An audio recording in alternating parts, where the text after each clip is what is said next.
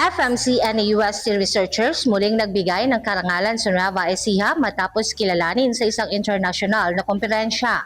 Naiuwi nila ang Best Research Presentation Award sa Panday Kabatiran 2026 First International Multidisciplinary Student Research Conference. Tampok sa pag-aaral ng grupo mula sa Fort Magsaysay Campus ng Nueva Ecija University of Science and Technology ang kalagayan ng mga magsasaka sa Palayan City. Bukod dito, tinalakay nila ang mahalagang papel ng Farmers Association sa komunidad. Pinamagatan nila ang kanilang research na The Role of Farmers Association in the Economic Well-being of Farmers in Palayan City. Nakatuon ito sa mga magsasaka mula sa Barangay Langka at Barangay Doña Josefa. Sa kanilang pag-aaral, natuklasan ng grupo ang kahalagahan ng Farmers Associations. Ayon sa kanilang findings, mas napapansin ng ahensya ng gobyerno at nabibigyan ng suporta ang mga miyembro ng samahan kumpara sa mga individual na magsasaka. Yung naging outcome po namin sa may study po namin, ang lumabas po na result is yung Farmers Association po, malaki po yung naging tulong po niya sa mga members po.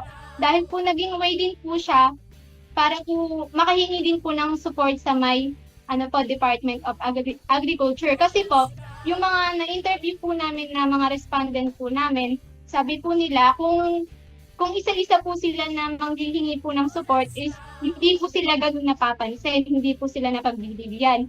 So, malaking tulong po yung Farmers Association dahil po samahan na po nila yon. So, kapag po nanghingi po sila ng suporta or mga modern technology po na kailangan po nila sa farm, mabilis po silang napapansin.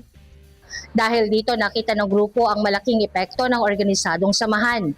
Nagbibigay ito ng mas maraming oportunidad sa mga magsasaka. Bukod pa rito, mas mabilis silang nakatatanggap ng impormasyon at ayuda para sa mas produktibong paghahanap buhay. Hindi naging madali ang isinagawang pananaliksik ng grupo. Kinailangan nilang bumiyahe sa matataas at liblib na lugar.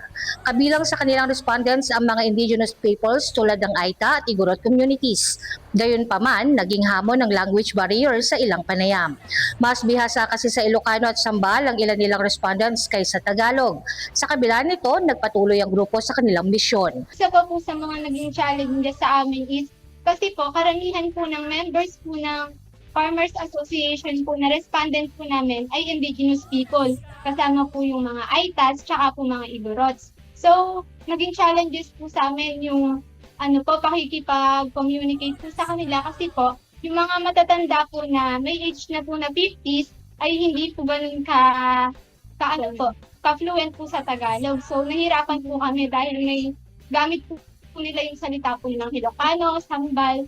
Ayon kina Adelnor Escanio, Jessica Cabiso, Shirley Miranda, Jenny Joy Allen at Sofia Bianca Rivera, naging inspirasyon nila ang hangaring makatulong sa komunidad. Bahagi ng kanilang rekomendasyon ang pagpapatuloy ng Organizational Development Plan para sa mga magsasaka. Nais din nilang magkaroon ng seminar tungkol sa traditional at modern farming methods. Sa pamamagitan nito, umaasa silang mahihikayat ang mas maraming kabataan na pumasok sa agrikultura. Naniniwala silang mahalaga ang papel ng kabataan sa pag-unlad ng sektor ng pagsasaka. Bago tumulong sa malayo, tumulong muna sa sariling komunidad, ani Shirley Miranda.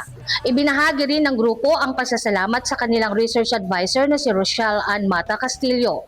Pinasalamatan din nila ang kanilang mentors at campus administrators. Higit sa tropeyo, naging simbolo ng kanilang tagumpay ang pagbibigay boses sa mga magsasaka. Dahil dito napatunayan nilang kayang maging tulay ng tunay na pagbabago ang pananaliksik ng kabataan. Jovelyn Astrero para sa Balitang Unang Sigaw.